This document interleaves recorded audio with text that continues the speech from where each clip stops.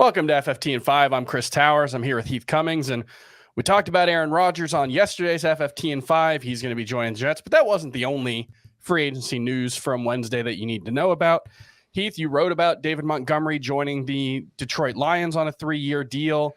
Is this mostly important because of the impact on DeAndre Swift, or does David Montgomery have value on his own? And who would you draft first out of Montgomery and Swift? I have them both ranked in my top 25 running backs, or projected in my top 25 running backs. Neither one projected inside the top 20 at running back. So I do think, and listen, I'm trying to use some logic here that just may not be the way the Lions were thinking. I have a hard time believing they could not have brought Jamal Williams back for the same contract they gave David Montgomery. I think they chose David Montgomery over Jamal Williams. And last year they chose to give Jamal Williams like 270 touches and 160 to DeAndre Swift.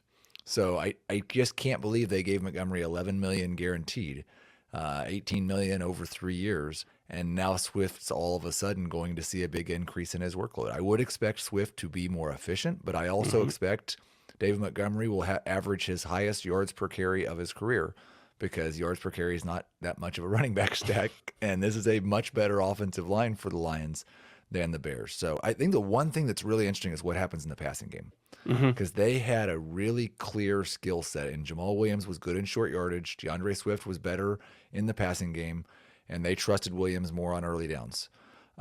David Montgomery, by just about every way we can measure it, has been better as a pass catcher in the NFL than DeAndre Swift.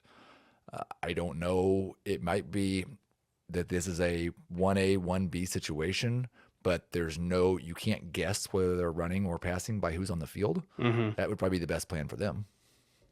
Yeah, it's an interesting situation because obviously Jamal Williams was really good for fantasy, mostly because he scored 17 touchdowns. Yep. I don't think we're going to see a repeat of that for David Montgomery. And, I think in the RB2, RB3 range is probably the best bet for both of them. But if you had to pick one, are you still taking David Montgomery?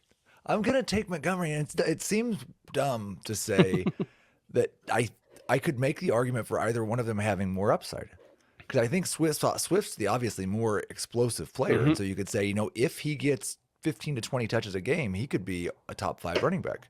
But all the evidence we have suggests it's much more likely that Montgomery ends up in a situation where he's getting 20 touches a game because Swift's not on the field. And if Montgomery gets 20 touches a game in that offense, I think he's a top 10 running back. Yeah, I think for very good reasons, the Lions don't believe they can trust DeAndre Swift to stay healthy at that kind of workload. So I think that's the bigger concern for me.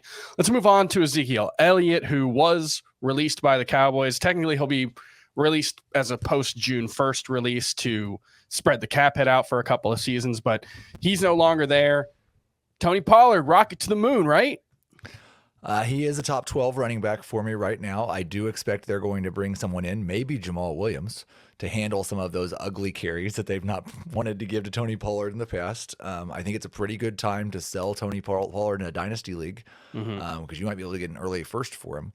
But Pollard's in a kind of a rich man's version, and we didn't mention him in the Montgomery news, but of Khalil Herbert. They're both guys who could have big leaps coming, but have a very difficult time navigating the next 2 months without adding significant competition for touches, I think. Yeah, I think the big filter for Tony Pollard's value, like if they sign Jamal Williams, Tony Pollard's a top 8 fantasy running back for me.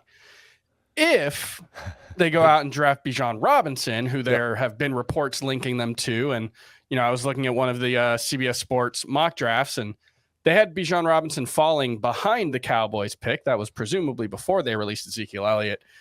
I think that's going to be a very, very popular mock draft destination for Bijan Robinson. And look, that's not to say that if they sign Bijan Robinson, Tony Pollard can't be good, because we just saw 193 carries and 39 receptions turn Tony Pollard into a top 12 running back. But I think if you're expecting a big jump, it can't happen if they go out and get someone like Bijan Robinson. And I think Jamal Williams, I think Tony Pollard is a top 8 running back. I think if they add a true 1A or 1B there, who might cut into the passing game work, especially, that's where I think it starts to get a little hairy for Tony Pollard. But at least as things stand right now, I'm ranking him as a top 8 fantasy running back. And last bit of news we're going to talk about, JuJu Smith-Schuster signed a 3-year, $33 million deal with the New England Patriots.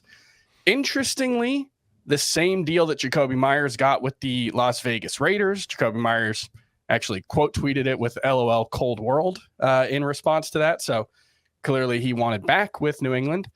Do you think he's basically just a Jacoby Myers replacement in New England? Do you think he can be a better version? Clearly they're slightly different players, but overall, I think the overall impact is probably pretty similar. I think the way he was described on Twitter was as a power slut, which is a very good way to describe JuJu Smith-Schuster. He has some yak skills that I don't think Jacoby Myers has. Yes. And so I do think there's more upside with JuJu Smith-Schuster than with Jacoby Myers. We've seen Myers basically be a low-end number 2, high-end number 3 type wide receiver.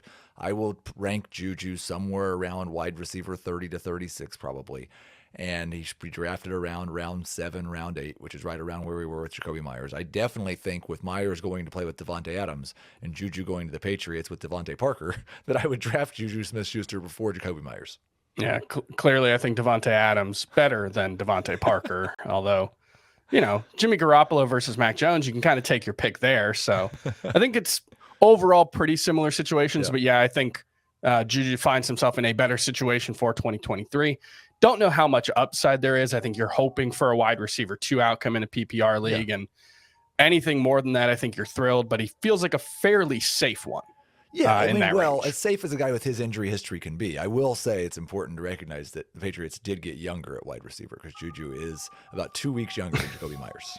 When JuJu Smith-Schuster finally in his mid-20s after about a decade in the NFL.